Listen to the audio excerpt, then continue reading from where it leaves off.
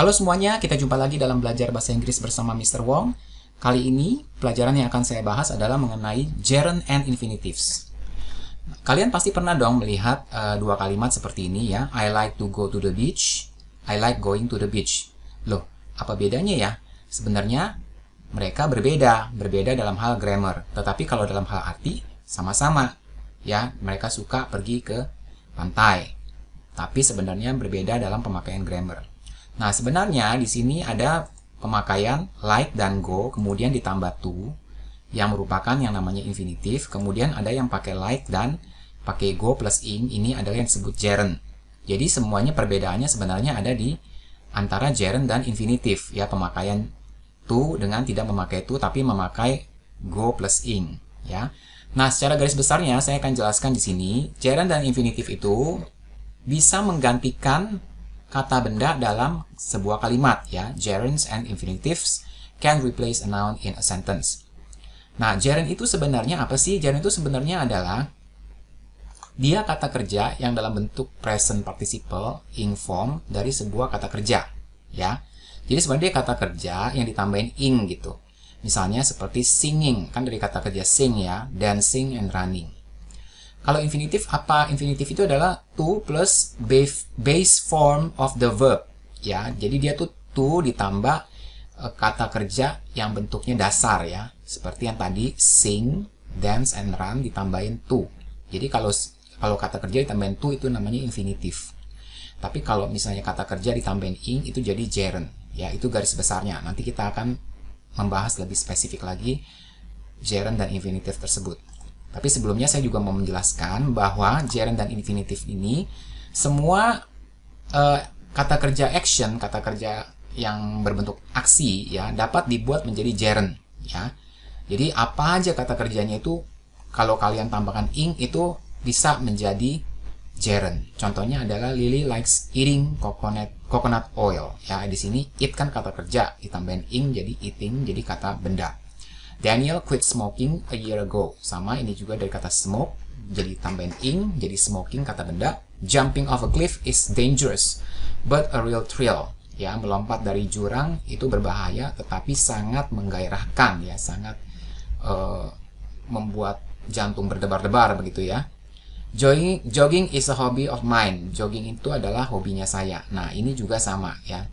Jadi, semua kata kerja action yang berbentuk aktif, ya, eating, smoking, jumping, and jogging itu kan action, ya, aktif, ya. Nah, itu bisa dibuat menjadi gerund, jadi kata benda.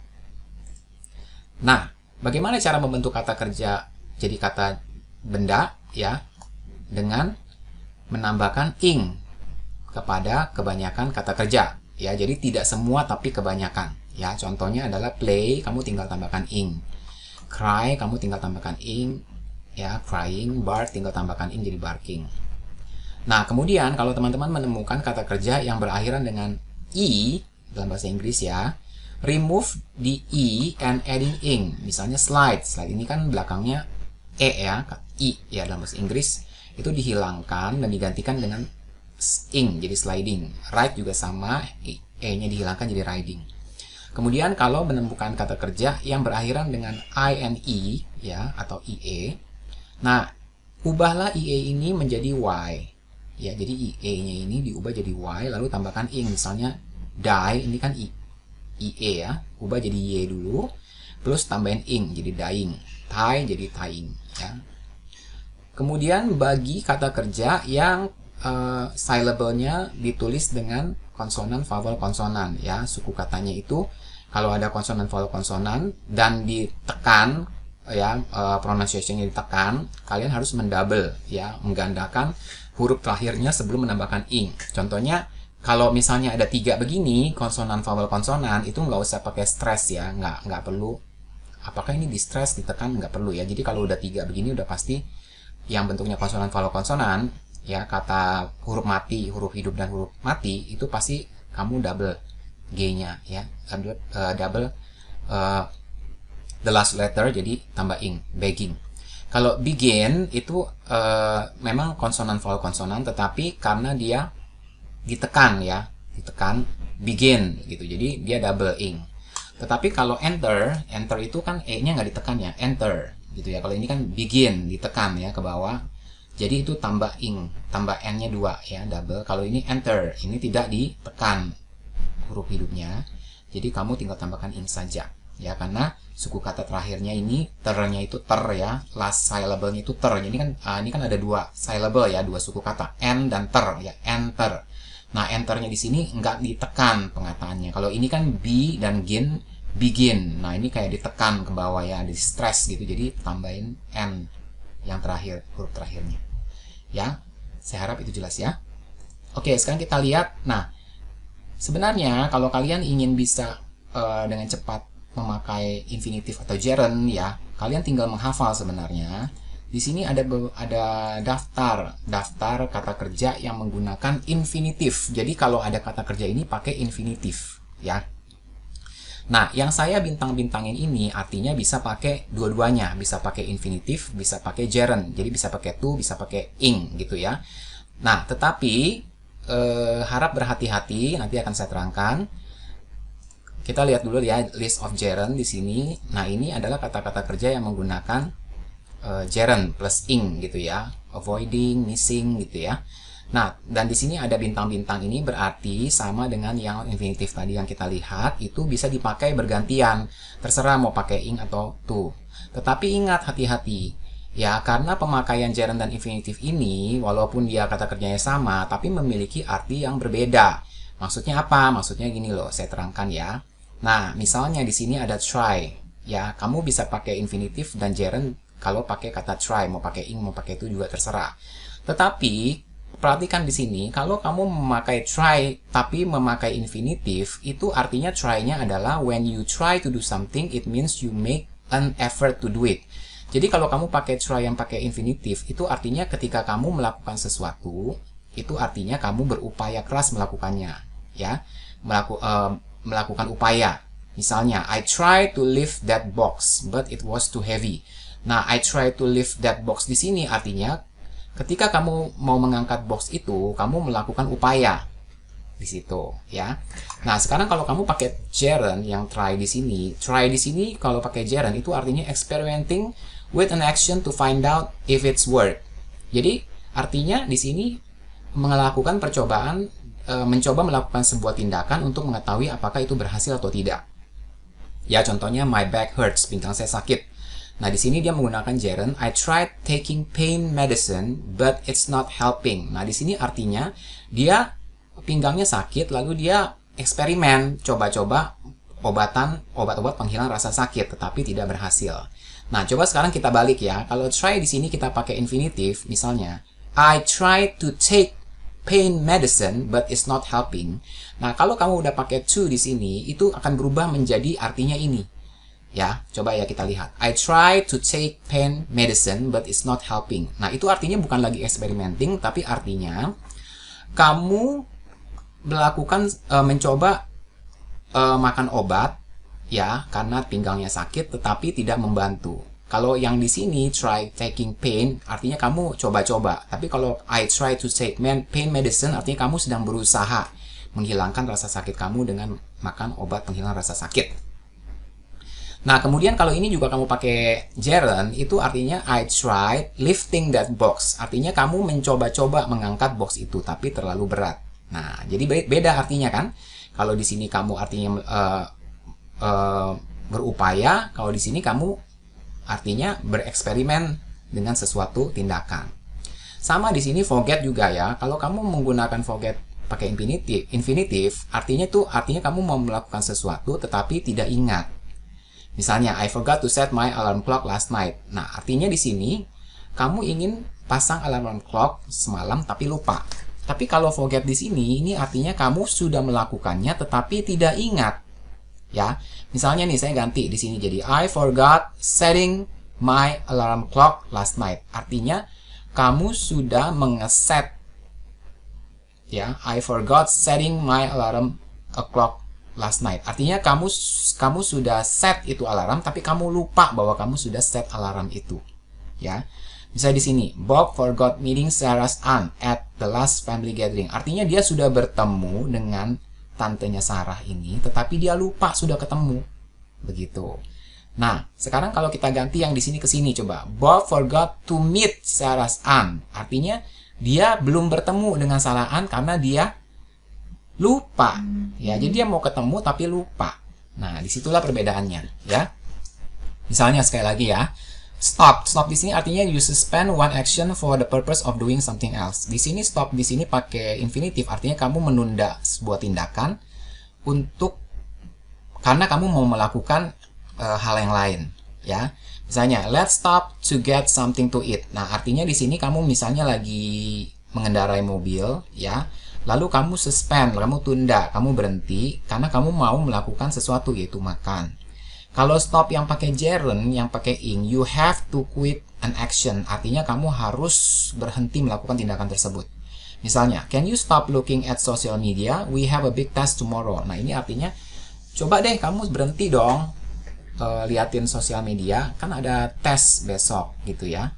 Tapi kalau kamu di sini artinya kamu menunda, ya, menunda.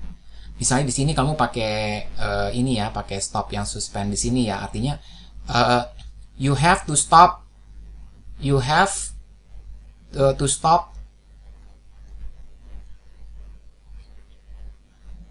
you have to stop to look at social media, ya. Artinya I have to stop looking at social media.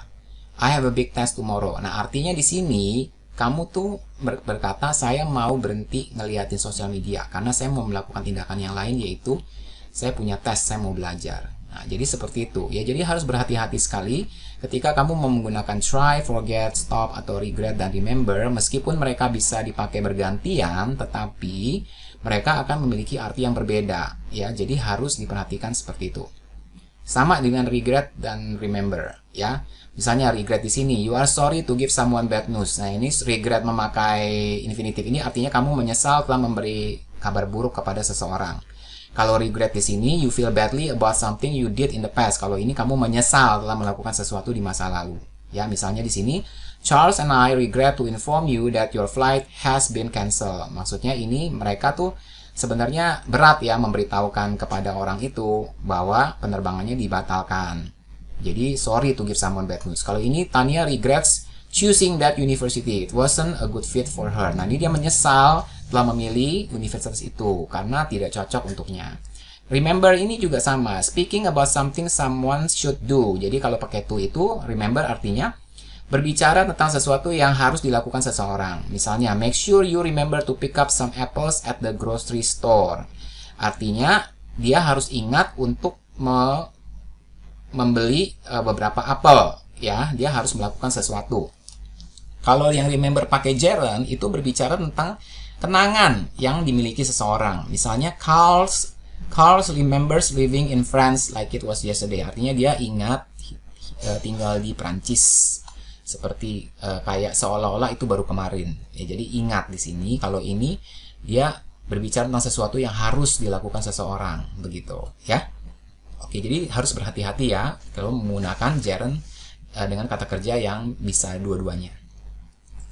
Oke, berikutnya, nah sekarang kita akan bahas satu persatu infinitif itu, ya, seperti apa penggunaannya dan kapan digunakannya. Nah, seperti yang sudah saya katakan di awal, infinitif itu sebenarnya to plus verb in simple form, ya, cuman bentuknya itu yang bentuk dasar ditambahin to aja gitu ya. Nah, misalnya it's difficult, nah difficult to get up early. Nah, difficult ini termasuk kata kerja yang harus pakai infinitif ya. He wants to swim. Kemudian Mary needs to talk about her problem. Nah, jadi needs, wants dan difficult ini harus memakai to ya di sini. Jadi pakainya infinitif.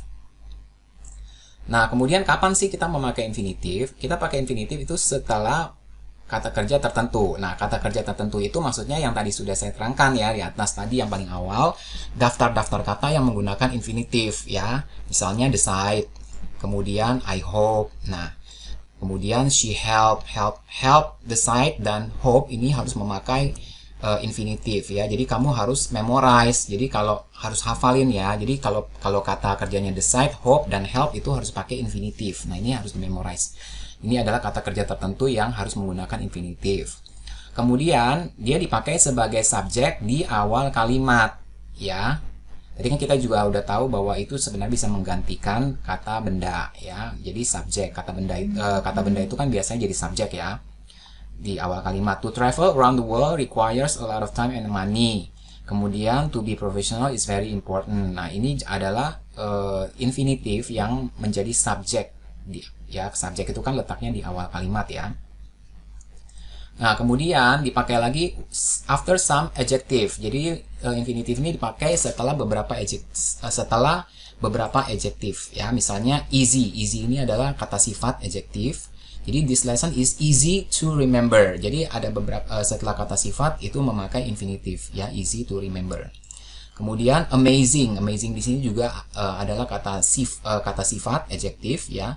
It's amazing to understand a foreign language. Luar biasa sekali bisa memahami bahasa asing ya. Kemudian it's hard to ride a horse that behave badly. Nah, sulit untuk menunggangi kuda yang perilakunya buruk ya. Jadi misalnya loncat-loncat gitu mungkin ya dia ya. Nah, jadi sulit gitu. Nah, itu adalah kata sifatnya. Kemudian yang keempat adalah untuk mengungkapkan tujuan ya. Tujuan itu maksudnya kita mau ada tujuan sesuatu ya. Misalnya I went outside to help my mom. Nah, jadi di sini kata kerjanya when ya, go ya, kata kerja yang kedua, bentuk keduanya adalah when. Nah, ini memakai to help. Kenapa? Karena ada mengekspresikan tujuan ya. Saya pergi keluar untuk membantu ibu saya. Kemudian they study a lot to get good marks. Nah, mereka banyak belajar untuk mendapatkan dengan tujuan untuk mendapatkan nilai yang bagus ya. Jadi ini untuk mengungkapkan tujuan.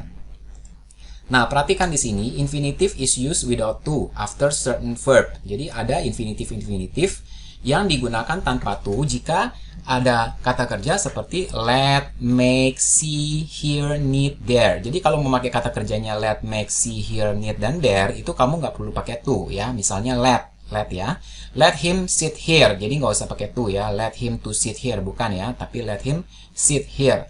She made me cry, bukan she made me to cry ya. Jadi kalau ada kata-kata ini, kata kerja let, make, see, hear, need, there, cukup langsung memakai kata kerjanya tanpa pakai to. Oke.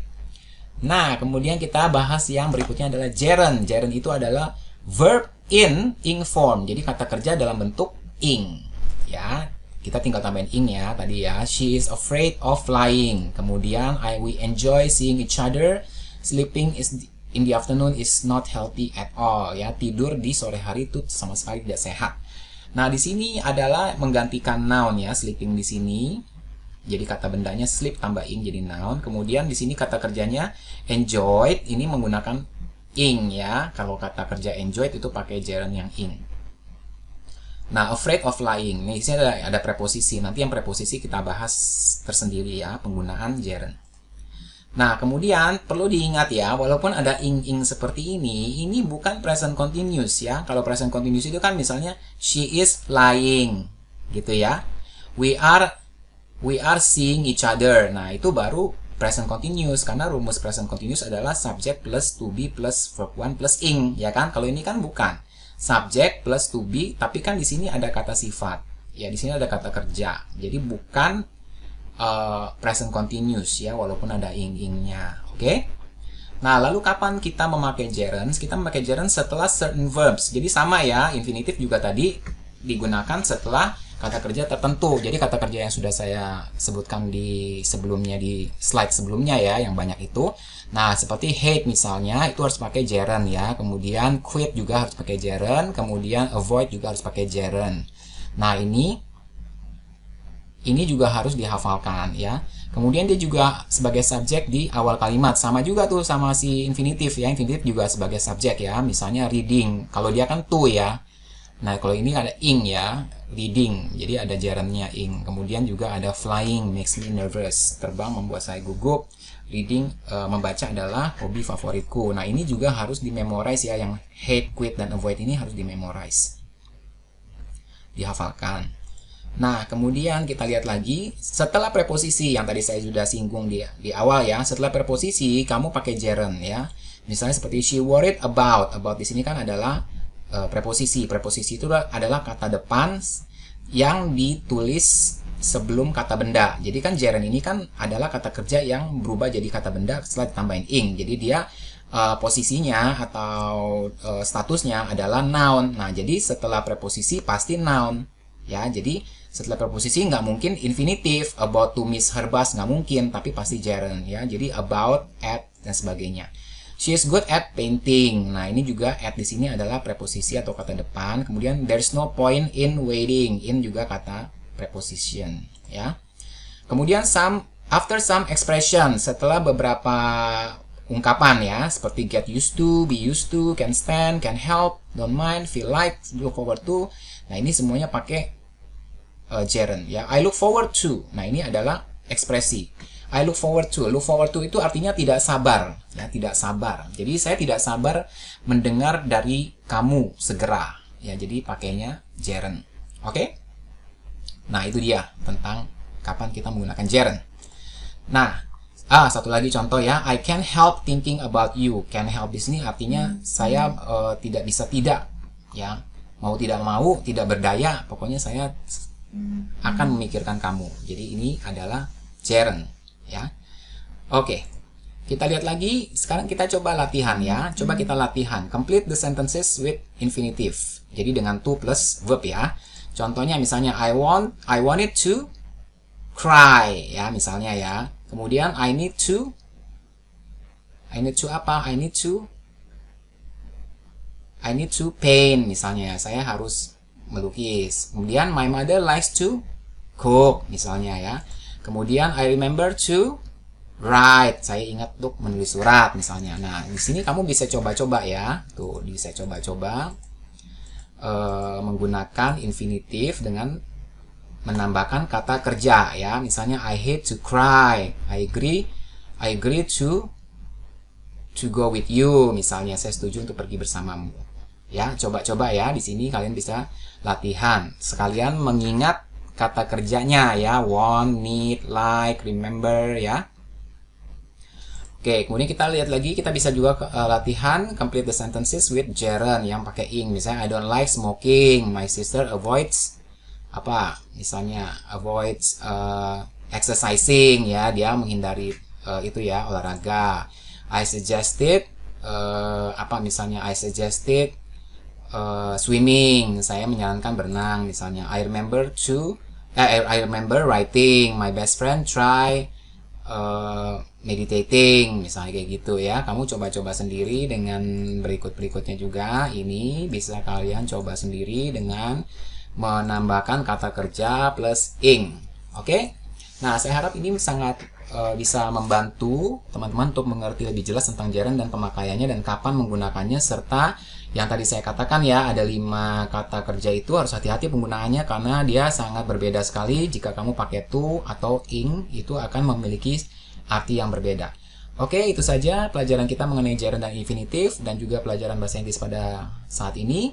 Saya harap ini bermanfaat bagi teman-teman dan kita jumpa lagi di video-video yang selanjutnya. Dan jangan lupa untuk subscribe serta bunyikan loncengnya supaya teman-teman bisa mendapatkan video terbaru dari Belajar Bahasa Inggris bersama Mr. Wong. Sampai jumpa lagi.